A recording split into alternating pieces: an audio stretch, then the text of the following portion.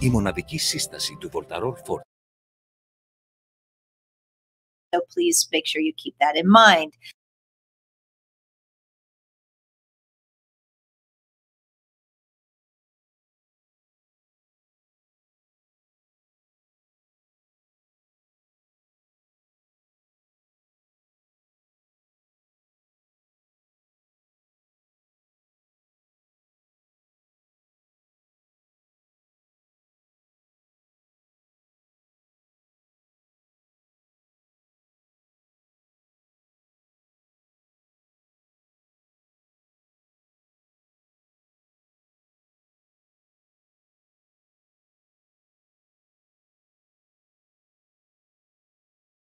Of the Electronic Frontier Foundation, and I can hardly contain my excitement at our event today. It's going to be so much fun because it's combining some amazing people with a topic that I am incredibly passionate about, and that is the effect of surveillance and privacy on all of us. So welcome. This is a part of our 30th anniversary year. And what we've been doing this year is having a series of conversations that we're calling EFF 30 Fireside Chats, commemorating the 30 years that EFF has been fighting for you and fighting for digital freedom. So remember that we are saving the final 15 minutes of this program for you.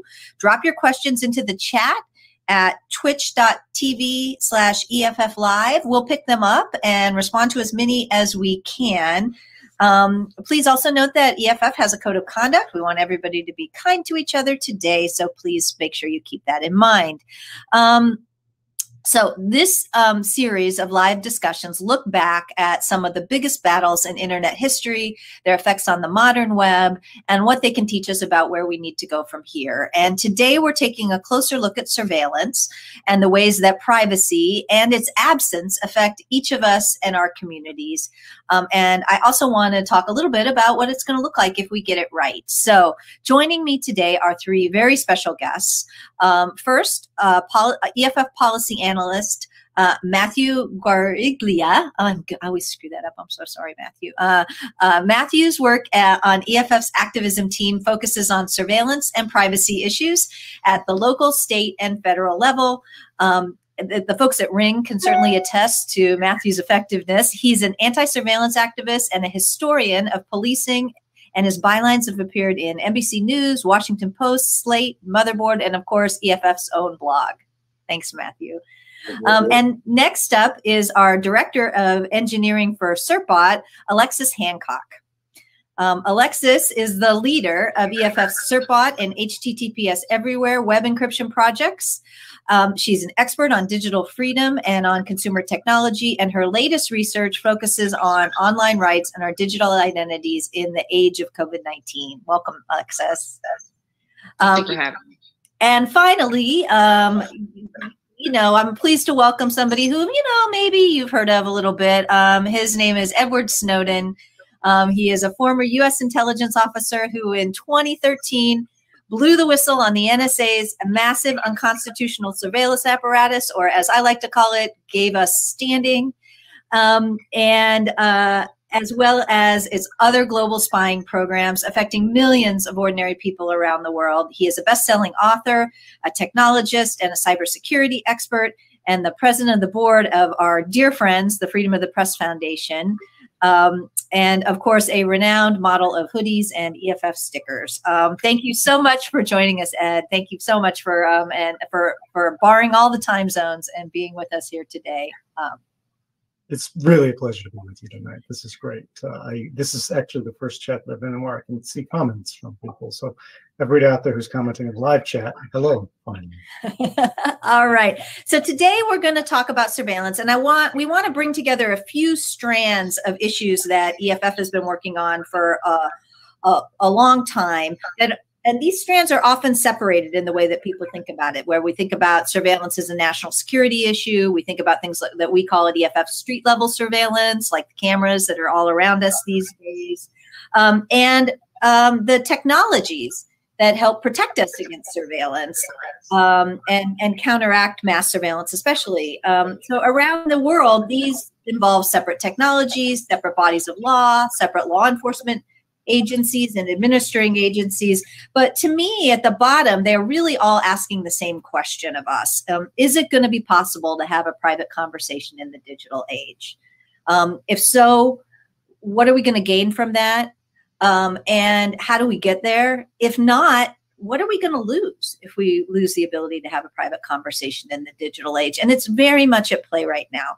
And I also want to say that today we're going to focus quite a lot about governmental surveillance, and not as much about corporate surveillance. But if anybody tells you that you have to choose between the two of these, or that one's more important than the other, they're kind of being phony with you. Truth is, that's because, and Matthew's work really highlights this, the surveillance done by companies is both available to and often spurred by governmental pressure and incentives.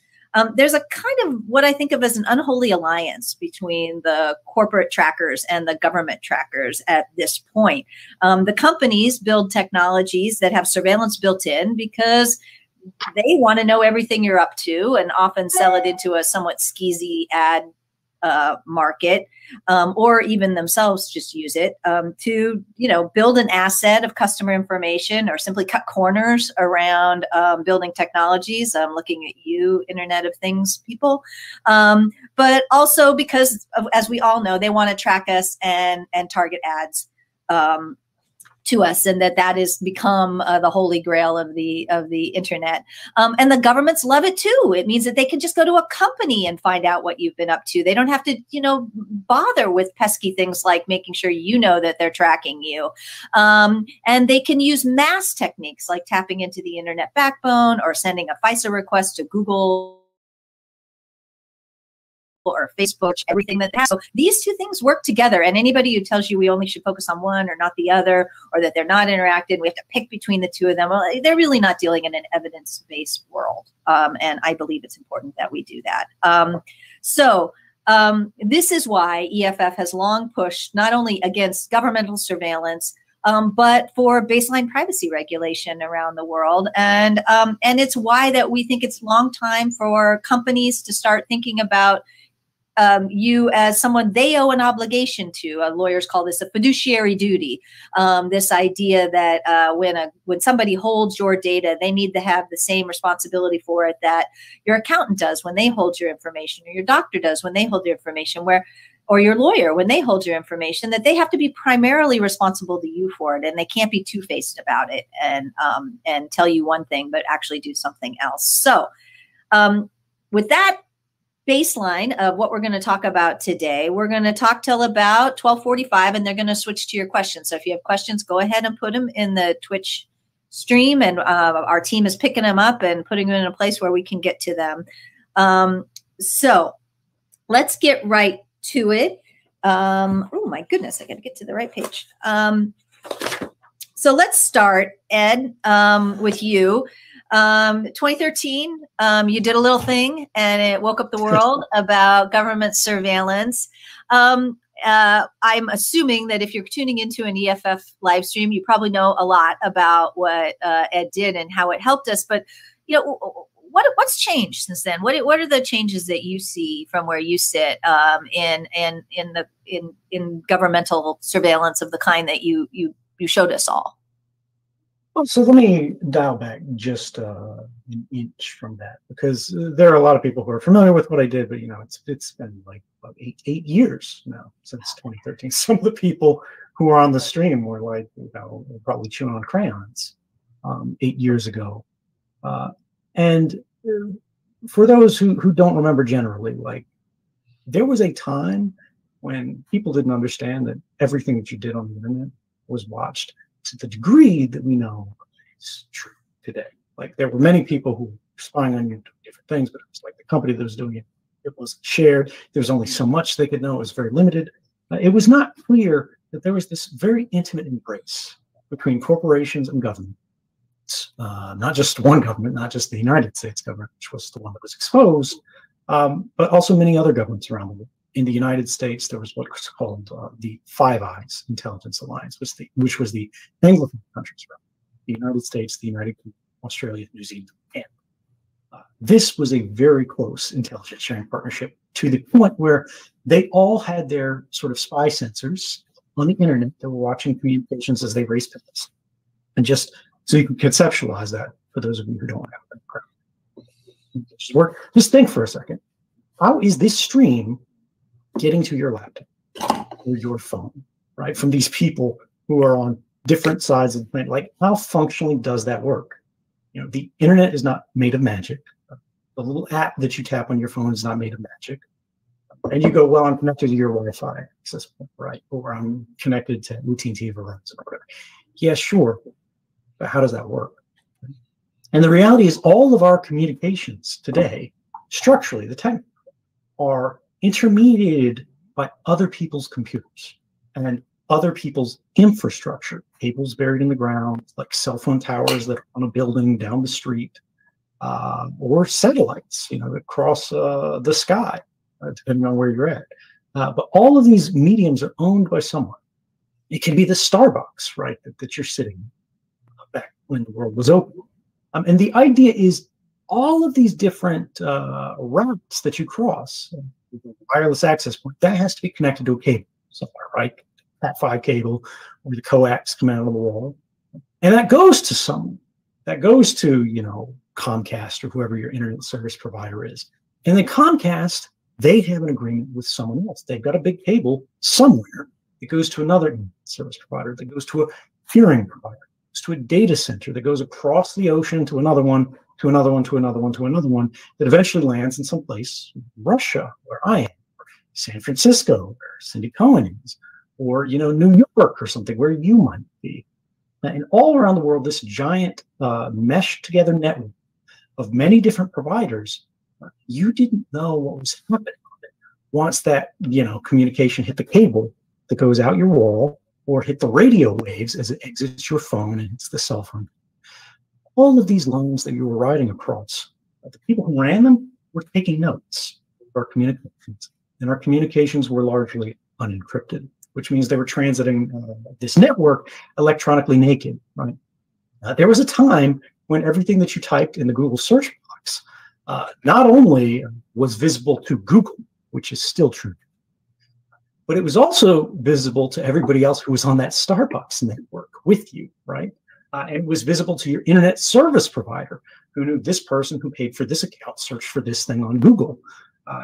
Facebook and all these other guys, anybody who's in between your communications could take notes on these things. And then what is still true today, even as our communications become encrypted, meaning they're sort of armored as they transit this hostile, like it's like wearing clothing, or you know, being in a car that's got blacked out windows. They can still see your communications moving across the net, but they can't see what's inside. This is not true of all communications, but it's an increasing large fraction, except things like emails, which most people don't send encrypted. So the bottom line is our ignorance was being abused, or rather our innocence was being exploited. We didn't realize how hostile the internet was. I came forward in 2013, and I showed things that not just upstream communications, the kind of things that I described was happening, but this slide, which you may not see because it might be tiny, but you can pull your screen up, what's called the PRISM program, was where the government was working with, and this is literally the NSA working with the FBI to go to Google, to Apple, to Facebook, and say, we want to see what's in this person's account. And if you weren't American, and remember, I know we've probably got a lot of Americans on the call, but 95% of the world's population is not American. They didn't even need a warrant for this. They could just ask for it based on what they call a reasonable articulate suspicion, which I was taught at the NSA just means a gut feeling that you can write down. They could get everything that's in your account. And for an American, they could still get this information. There's just a slightly higher legal bar. And so now, what this means is your communications, as they cross the wire, could be taken by anyone just because they could and it was there. Anybody who was putting information about you, these big corporate silos, some internet companies, who know everything you've ever clicked like on Instagram, every link that you've ever read from Facebook, and so on and so forth. They had these giant dossiers, which were becoming increasingly perfect records of our private lives. They're sharing them So Cindy asked to wind way back from the history lesson.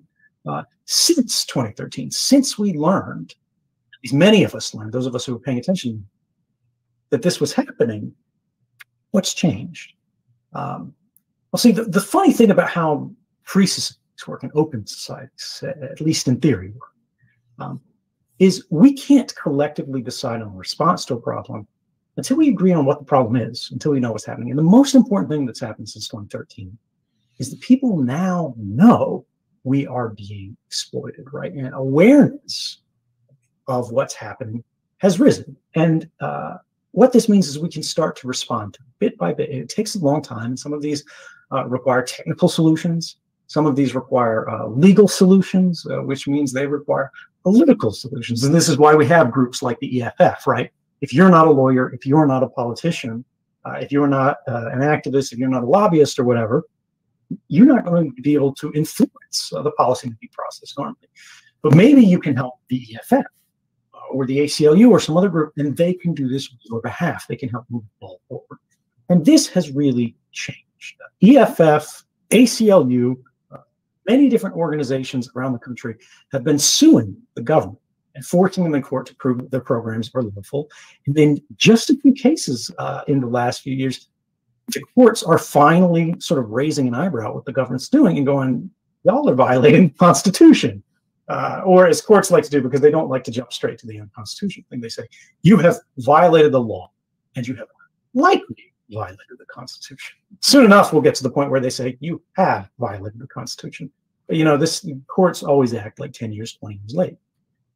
What happens in that intermediate period? Well, what people like you do. Maybe you install a different app. Maybe you stop using Facebook, right? Maybe you change your behaviors. Maybe you don't take the phone with you if you go a certain place where you don't want to be tracked, right? Maybe you start using an encrypted messenger, something like Signal, right?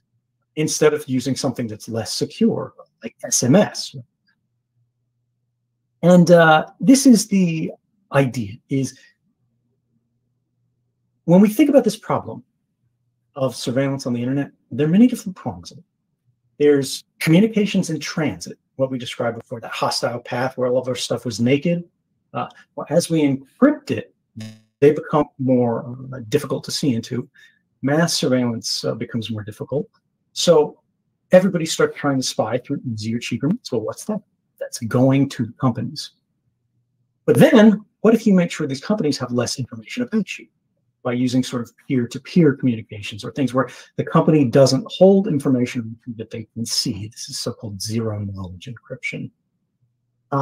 Now, they can't get information to the same degree as it crosses the internet. They can't get the same degree of information from the companies. You have protected yourself to a greater degree. That's great. What about everybody else? What about not, you know, everybody who's a specialist? And this is where we'll go. There are still so many problems, and we're still fighting to fix them. But you know, we're not there yet. There's so much work to be done. Well, I really appreciate you calling out and explaining about this kind of pathway that things go on, because that's an area where we've really taken great strides. And Alexis, I'd love for you to talk a little bit about Certbot and our role in basically encrypting the web, because it's one of the bigger changes, and I think it doesn't get the attention that it does, because you know, policy people like to talk about policies. But let's talk about the tech a little bit. Yeah. So just yesterday, I actually checked on a benchmark that said that most web traffic is encrypted above 95% now, which is a great deal of news. So it's a huge change. Yeah, yes, it's leaps and bounds from 2013, right? And 2015 was a turning point, especially since major browsers like Chrome started to input messaging saying that, hey, this site is not secure.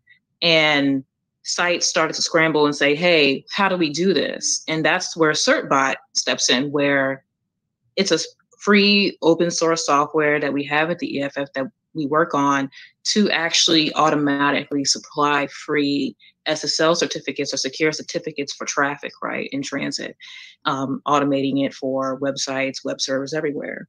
And they've issued many millions of certificates by now. And just let me jump in for a second here, because for those people in the chat who aren't familiar with like what is a certificate, why is the EFF issuing certificates, right? Like it's not like a paper certificate. all the encryption that we're talking about for web traffic, this big change that she mentioned, we're up at 95% now, is because of the issuance of these kind of security certificates, as they're called, which is really just a way to make the idea of public key encryption more legible. What is public key encryption? Look it up on Wikipedia, right? On YouTube. But this is the way all of your communications are protected, and this is work that Alexis and the EFF are doing. Your communications are more protected because of this issuance of security certificates. Yes, security certificates help basically keep data private in transit. So you'll see in your URL browser, you'll see HTTP, and that was the norm for a while. That's where it started. And in HTTPS, you can look at the S as the secure part, right? And once you see that happening in your browser, you will know that your data is encrypted in transit. So that way it can have a layer of protection over what exactly is traveling between your request and that website server. So that's like more of an explanation there. But I'm really happy that now that we've had such more benchmarks according to, you know, the monitors of like Chrome and Firefox saying that it's around like 95% and up on web traffic now. Firefox just last year put in an HTTPS only mode in their browser. Other browsers also offer default HTTPS as well. And there's other browsers that are starting to do things like keep the protocols up to date around TLS, the protocol that takes HTTPS.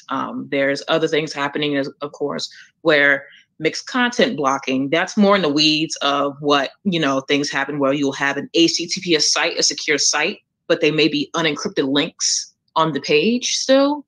So blocking that, things of that nature. So CertBot helps automate those certificates for the website, which creates that little padlock that you'll see, or HTTPS in your browser.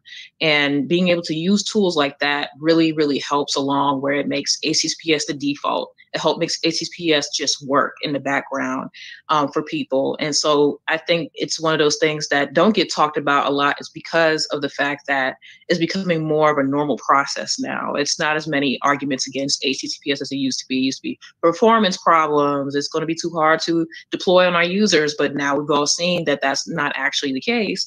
And going forward, there's a lot more accessibility to actually do that. And CertBot and Let's Encrypt help make that a thing.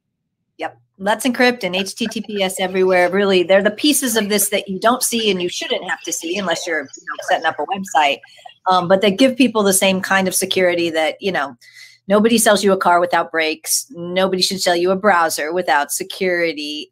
Let's switch gears just a little bit and talk about the kind of, you know, what we call street level surveillance, ordinary surveillance that people are having in their day. And I want to bring Matt into this because this is really his area. Of course, Ed, chime in as we go. But, you know, what are some of the pieces of surveillance that you know we also may not see, but that are really tracking us every day? And why does it matter? Yeah, I mean, I think, as we said earlier, I think the boundaries between not just private and public surveillance are blurring, but also between federal and local surveillance. With things like fusion centers, which are really merging all of the information that can be collected by local police and sending it up the chain of command to the federal government. But if you are living in the United States today, you are likely walking past or carrying around with you street level surveillance everywhere you go. And this goes double if you live in like a concentrated urban setting or if you live in an over-policed community. And so you're likely to drive past automated license plate readers, which are going to photograph and record and timestamp your car every time you pass by a camera, private and public security cameras. And this is where it gets a little tricky because, you know, even if it's a Internet of Things doorbell camera that you put on your door, police can get a warrant or they can request from you or from your neighbor that footage. Or here in San Francisco, we have business improvement districts, as many cities do, which put up their own semi-private, semi-public security cameras. And so you think, so what? So the store knows I come in. But the thing is that police can often rely on this footage to request and to bring warrants. And a lot of the manufacturers of this street level surveillance technology are counting on it as part of their marketing. because they've seen that police make very effective marketers. And so if they build a special interface that police have access to, they are more likely to go out to the community and sell it to stores or to homeowners associations to put up, because they know they get the benefit of having private surveillance that is readily accessible to them without having to go through the bureaucratic loopholes or having the city pay for it themselves. The facial recognition, shot spotter, which are these microphones in cities, which supposedly can detect and record supposed gunshots, although now there is increasing speculation that they have a high rate of false positivity for fireworks and car backfires. And the reason why all of this matters is because on the one hand, they trigger more police interactions. And as we've seen, especially with communities of color, with immigrants, working class communities, police interactions often have violent outcomes. And so if a shot spotter misfires and sends police, armed police, to the site of what they think is a shooting, there is likely to be the higher chance of a more violent outcome if they get there and the kids who are shooting off firecrackers encounter these armed police who think they're going to a shooting. And this is the same for false positives on automated license plate readers and facial recognition, which police claim is just an investigative lead, right? It's just giving them a lead that they can follow up and investigate. But too often police get a supposed match and they go out and they immediately arrest that person without following up to see if they were even in the city of the day of a supposed robbery they're following up on. And the other way this affects communities is that when you put any community under a microscope, like some cities are under in terms of just constant street level surveillance on every block via geolocation tracking or facial recognition or automated license plate readers, police are gonna find a reason to arrest and harass people. Because a majority of what police do every day are not finding serial killers and terrorists. They're ticketing people for jaywalking, and they're arresting people for jumping turnstiles at the subway.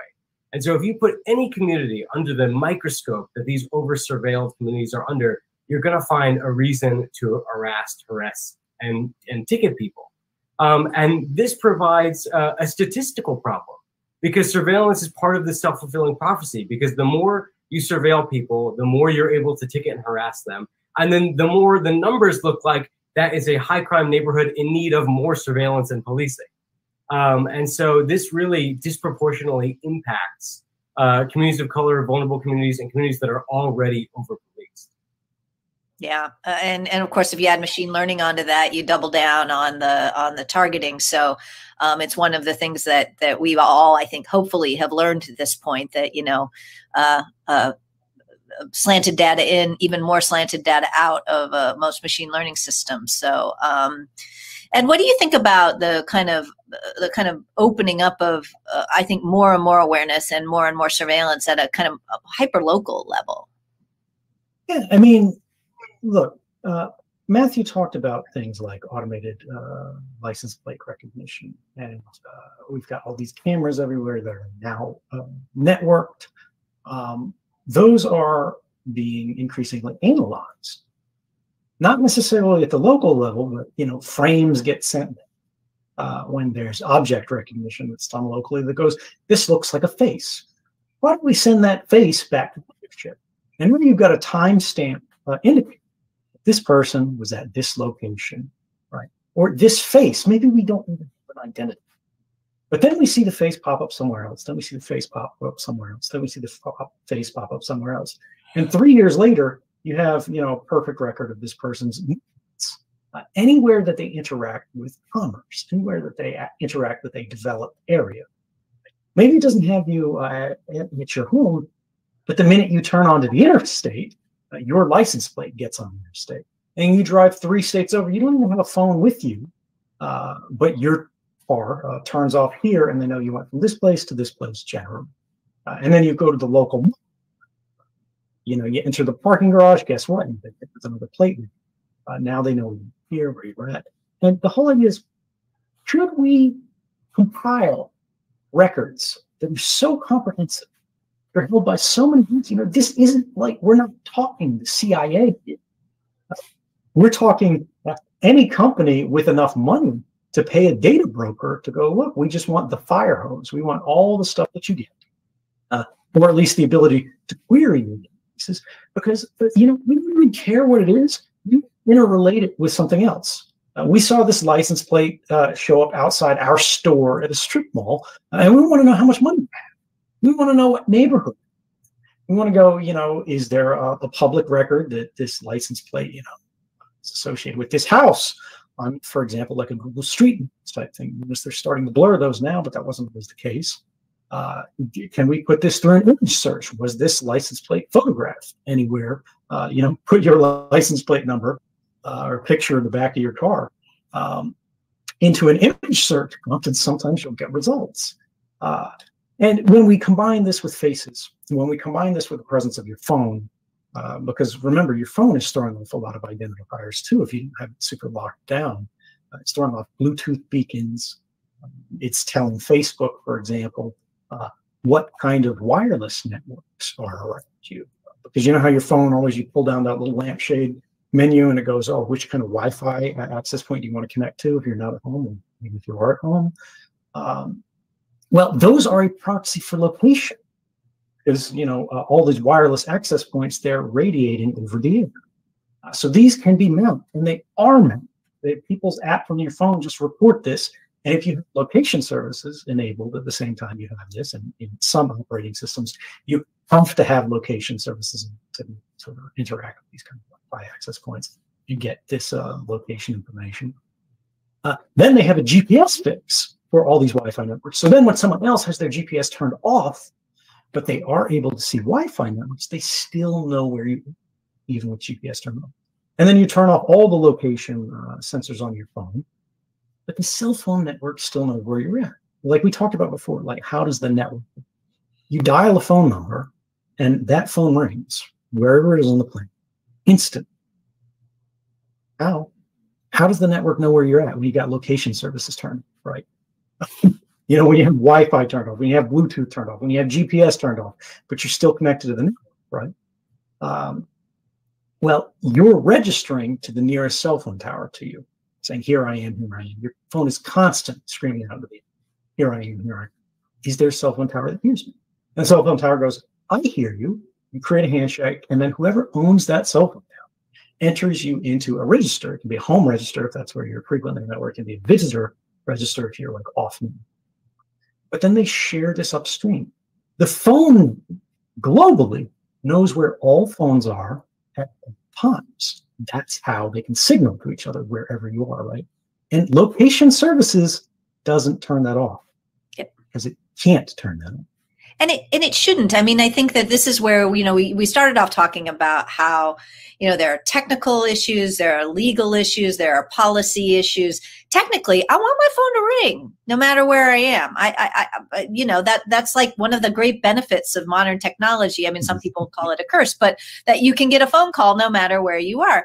I want that to be it. And so that's an area where, rather than technical, there may be some technical things we could do, but fundamentally we need legal protections. And the good news is the Supreme Court has actually started recognizing that, that just because you're out in public doesn't mean that there isn't some agglomeration of information or information over time about you that doesn't trigger a warrant requirement. Now that's some starter pieces, but that's an area where, to me, like when we think about all the tools in our toolbox, the technical tools are a little probably, they're not going to get to the place where I don't think where the company doesn't know where your phone is, because there's some ways we want that to be. But the legal protections can make sure that the company is very limited in what it can do with that information, especially when the government comes knocking.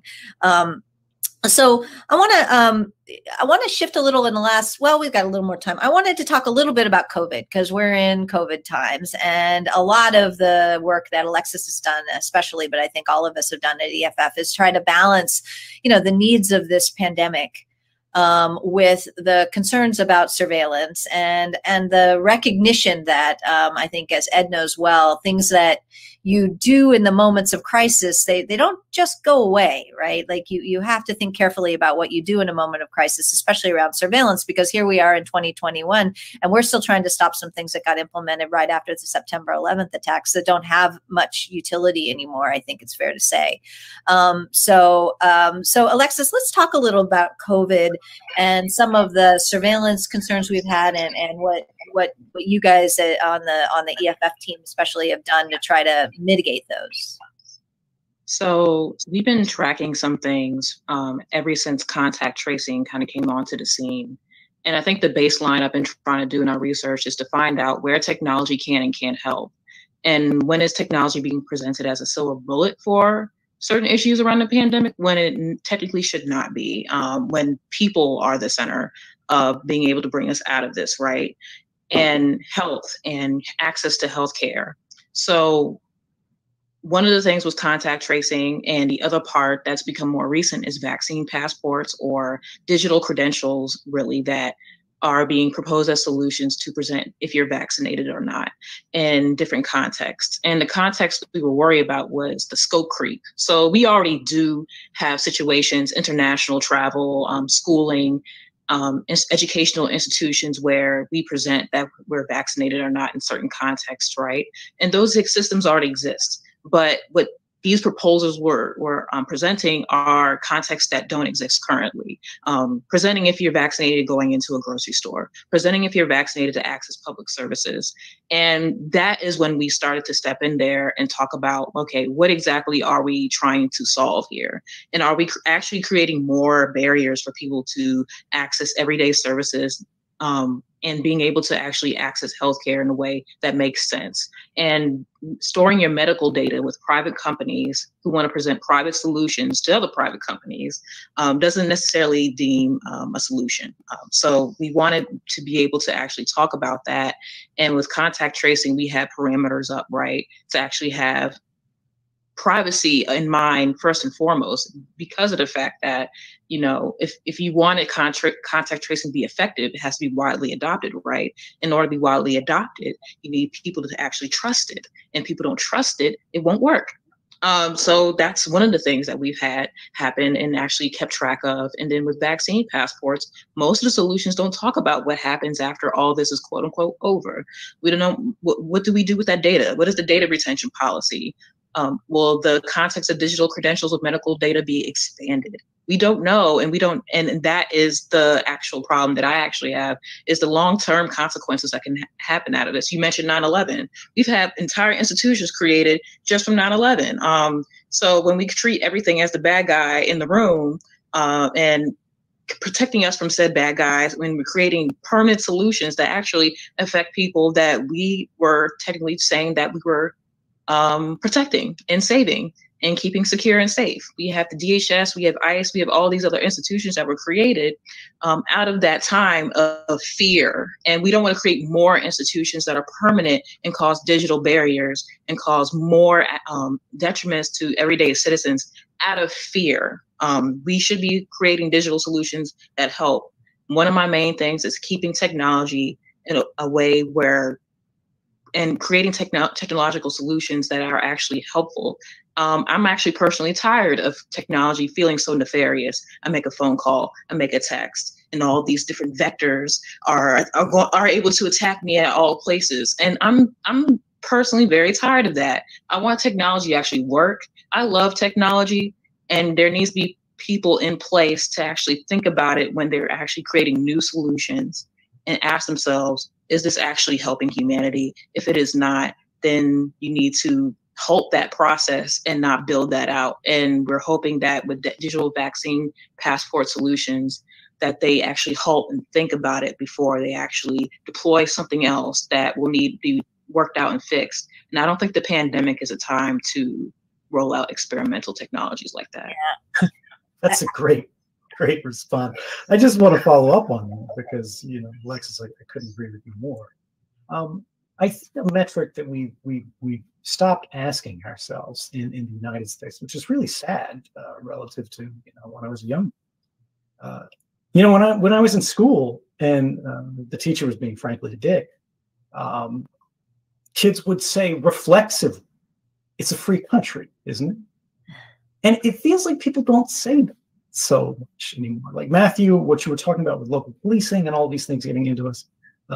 Alexis, what you were talking about with more and more increasing layers of permissioning, more and more gates that we have to walk through in order to go to the store, in order to travel, in order to get a job. We have to improve ourselves, and establish ourselves.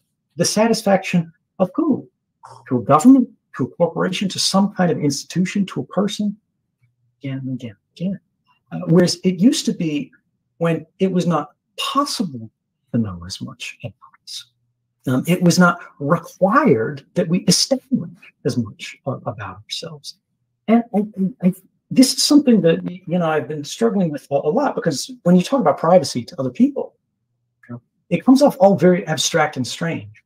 But, you know, we as Americans, even if it's wrong, even if it's a false invented history, even if it's like national myths, they are things that for a lot of us we believe. Whatever, because Hollywood told us, because we watched a show and like it felt right. You know, we're the good guys, we're wonderful. And a lot of that, frankly, is wrong. But the idea can still be true. And what is liberty today? Is it being able to install whatever app you want, right? Is it being able to choose whether you want Facebook to screw you or whether you want Google to screw you? Liberty is freedom from permission. It's being able to act without having to ask.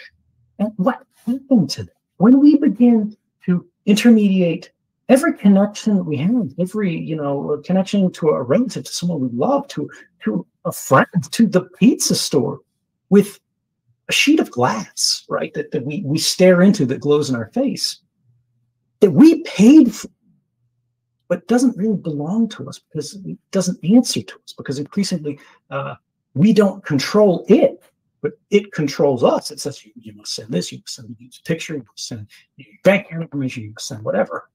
And we have to answer this. Have we become more free in the last 20 years, or have we become less free? And if we become less free, why is that? And what can we do about this? Sydney brought up something, you know, very interesting in the beginning. This idea of a fiduciary duty. And like it sounds like this crazy legal term like fiduciary or banking or something like that. But think about it, guys. If you go to the hospital and the doctor, you know, knows everything about you, you know, they know the size of your feet, and they've got it in your medical charts, they're not supposed to sell it to Nike. You know, he's not supposed to send you coupons for a certain size shoe. But you know, with the internet, with all this data collection technology, everybody is using this private, very personal information they get to effectively build billboards outside your house. If your doctor did that, if your lawyer did that, if your accountant did that, you know, we would burn their office down. Why do we accept that it's okay here? Maybe the city is right. Maybe we need to establish a fiduciary duty for these guys in legislation, the same way we do for every other class that has privileged access to information about our lives. Maybe we say this data doesn't belong to them. Maybe this data belongs to us, even if they hold it, if it's about us. We own it, or we should be. Our devices, you know, they force us to click these user consent agreements, you know, that end user licensing agreement, signing up for an account, you know, it says click OK to continue. And there's not like choice, like no thanks. Like some of these things, you have to install the app. You have to agree. You have to, in order to get a job, in order to pay your bills, in order to buy a car. Like Teslas have these things on. More and more cars, you have to agree. More and more things, whether they are cars, whether they're computers, whether it's your phone, you have to click OK to continue. And if you must do something, it's not consent. It's not a choice. We're being given the illusion of consent. And all of our laws, all of our politicians are pretending it is equivalent to the fact. But we don't have to go along with that. Honestly, questioning that is, I think, what a huge part of the EFF's work has been. And that's why I'm really glad to be having this conversation with you guys today, is to say thank you. Oh, thanks. Well, back at you. It's so great to have you. As I told you this before, it's so great to have you on our team, Ed, and you really are. And let's go to the questions I promised everybody, but I do have a final question for everybody that I'm going to get to at the end, and I want you all to think about a little bit, which is, you know, give me. I will want a couple points from each of you. So what's the world going to look like if we get this right? What's it going to look like? Let's round robin. You want to start with Matt? And I want you to think about it because we got some user questions, but I will ask this at the end, and I wanted to give you a chance to know, because this is really where I'm focused a lot right now. I feel like, and some of this is, of course, you know, my job is to tell you, is to you know, help run an organization that tells you all the way that you're being tracked and all the ways that things are bad and all the fights that we're in. And I feel like we need to at least take a little moment to talk about what what this is going to look like if we get it right, because we're going to get it right. That's my job. That's our job. We're going to get there. And so we need to start thinking about envisioning that. But let's get to the questions from because we have a lot of them. We will not get through all of them. I apologize in advance. My crack team is pulling them out of the thing and organizing them. The first one is, obviously, facial recognition, and it's from Icarus Redux. Obviously, facial recognition is a hot button issue these days, with cities taking up initiatives to ban its use by governmental entities. But facial recognition is something that necessarily piggybacks off of pervasive video surveillance, irrespective of the inherent bias of algorithms. What emerging technologies or collaborations of technology do you think pose the biggest risk towards mainstreaming at a city, state, national, or international level? Matthew, I'm going to go to you first because I know you're so deep in the facial recognition fight. Yeah, I mean, I think one of the startling things is just how casual and easy to use the technology has become. I mean, you have police officers or drones or, you know, even robots to some extent equipped with this technology who can just like whip their phone out at a protest, scan over the crowd, and like get the names and faces and everywhere where their faces has appeared on the internet before. And this technology has become casual. It's become ubiquitous. You don't need a warrant to use it often. Oftentimes, police enter into agreements with these companies without permission from anybody. Oftentimes, these companies will market it with free trials directly to the officers without even going to administrators. So, I mean, I think the big fear is that, you know, we're going to reach a moment where a drone can zip over a crowd at a protest, and every single person in that crowd can be identified. Their social media accounts can be linked to their photograph, and that really opens up people to reprisal and retribution from the government, depending on what they're protesting. Especially if what you're protesting is the police who are surveilling you. And so I think, you know, the real concern about this technology is just how ubiquitous, easy to acquire, easy to use it is, and how few regulations there are on how to use it, which is why EFF advocates for banning government use of face recognition and why so many cities have taken the step to do it. Yeah, and this is a good time to mention the Electronic Frontier Alliance, which is the network of groups across the country that are really taking this local. And if any of you are either members of EFA groups, thank you. If you're not and you want to join one or start one in your group, let it go. Because, you know, a lot of this local work, it really, you know, EFF is happy to support, but it's the local people showing up at the Board of Supervisors or the state legislatures or county that really makes the difference and demonstrates to lawmakers that this is something that really matters to the community. Let me go to a next one because this is directed to Ed. It's R. Zuberi. Edward, thank you for joining us.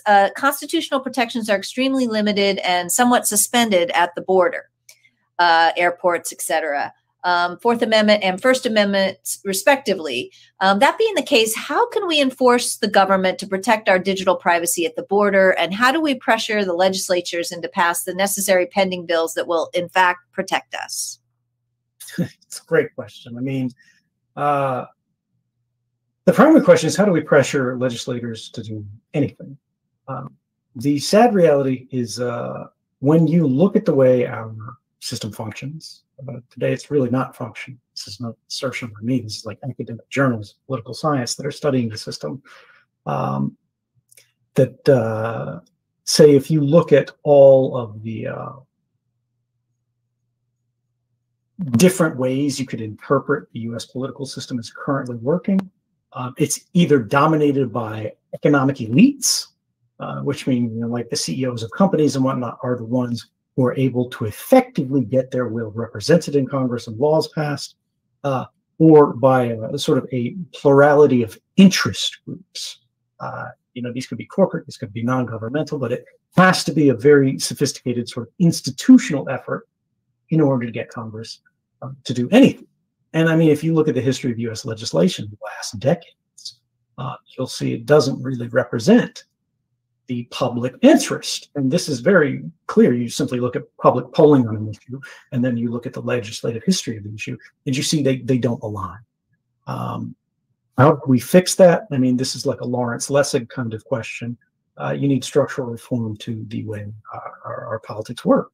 Changes in campaign finance to make sure that it's not just very rich people who are the only ones that it's worth the time for a congressperson to pick up the phone to listen to.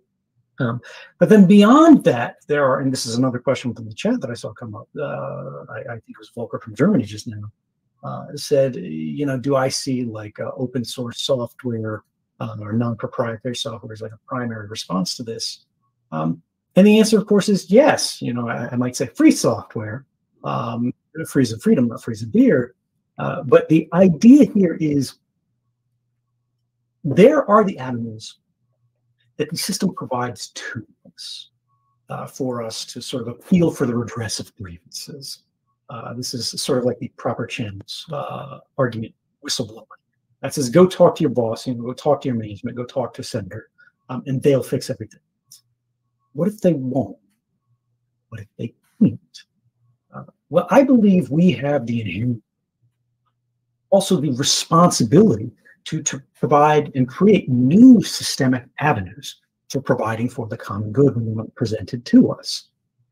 Creating, contributing, and using free software is a way to sort of pursue this, but it's not enough. And this is why organizations like the EFF are so important. Like, even if you're not economic elite, even if you're not part of that interest group, the EFF is the kind of organization that can at least try to provide us some kind of, so we're not completely ignored.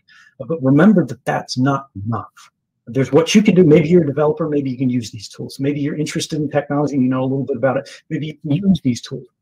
Maybe you're not. But there's probably something else you can do. Something else that I don't know you can do, right? It might be something that you know you can do. But if you care enough, if you look enough into these things, if you investigate, if you have a curious mind, you will find ways that make a difference. We all can individually and also collectively. Yep. Thank you. Oh, that's such a great call to action. And of course, EFF, our tech projects are open source, and we're always looking for volunteers. Our EFA groups and other groups are doing a lot of this work. And when it comes specifically to the border, EFF and the ACLU have a piece of litigation where we won tremendously in the district court. We lost horribly in the First Circuit, and now we're asking the U.S. Supreme Court to take on to vindicate your First Amendment and Fourth Amendment rights at the border. So, we're going to do the activism, we're going to do the technology work, and we're going to do the legal work, because, when people ask me, which of these should we do? And the answer is, of course, always all of the above. And as Ed points out, you need to look into your own heart to figure out where you best fit in trying to help make the world a better place. But everybody has a thing that they can do to help be part of this movement. I just want to underline that Cindy had a much better actual answer to the question there on borders. We're taking it to the Supreme Court. So yeah, it's a team effort, my friend. One other question, and this is one that I think it will be great for folks to hear. This is from J. Paul CVSP. Surveillance culture. Given the ever-increasing sophistication of granular surveillance at scale, isn't the eventuality of living in a world without anonymity ultimately inevitable? If so, do you think it will still be possible to balance power between governments and the people? And how would a potentially threatened democracy begin planning for this eventuality? More oversight and regulation. So are we, is this privacy is dead, get over it? Is that the place where we need to be? And I'm gonna start again. I'm gonna start with Matthew on this, because I know you think about it a lot, and then we'll go around.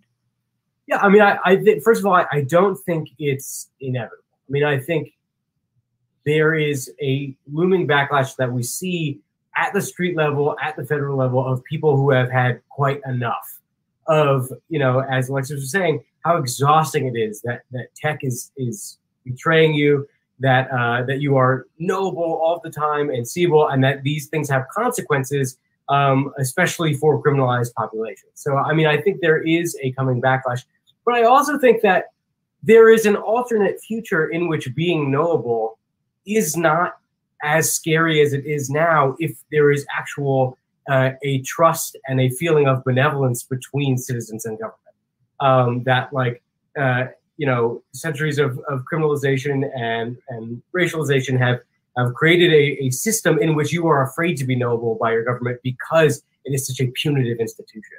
And so I think both that future is not inevitable, but if it is, there is a way to imagine that future that is less scary. Oh, that's great, because you segued into my last question anyway, which is how do we imagine a better future? Alexis, do you have anything to add?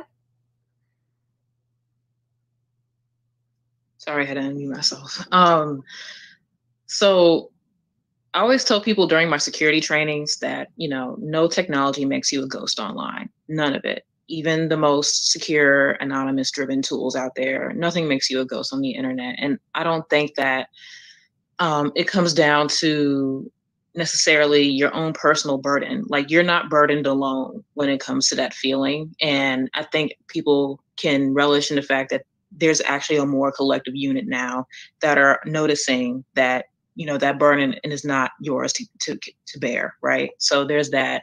Far as like future, as far as our privacy goes, it's going to take, you know, firing on all cylinders, like Cindy said, with activism, technology, and legislation. It's going to have to take all three of these parts. And what I tell people is just know that there are people fighting out there that do want to make a better future for you when you are presented online. I always tell people to do a power analysis of what's going on with whatever technology that they are using. If you feel like your ISP would rat you out, if you feel like your phone would just rat you out, do you feel like AT&T or whatever telecoms communications that you're using will rat you out?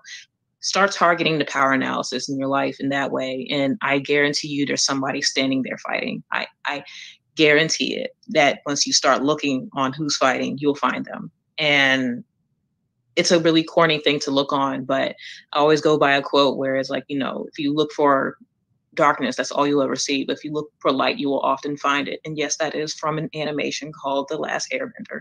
And it's very corny, but that's something that I live by when I do my privacy work. So that is something that I usually do and look to when I do tell people to not necessarily just lay all arms down and stop fighting. Somebody there is still fighting. And I guarantee there's something you can do to help them. Oh, that is so great. Okay, Ed, we've got 3 minutes left. You get the last word on this.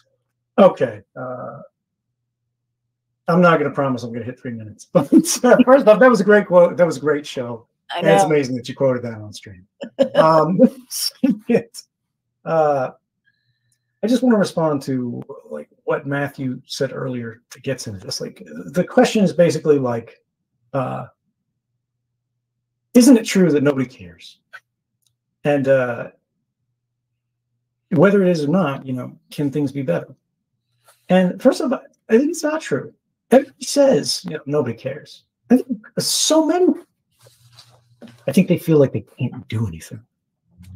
You know, I've given like talks about this in all kinds of audiences, and I always get some ancient Charlie Rose looking moderator at, like, you know, these like type conferences, very serious people, and they're like, isn't it true that young people don't care about this? I'm like, no, it's not true. And when I give the same line in front of an audience of an older generation and a younger generation about privacy, younger people have a stronger response.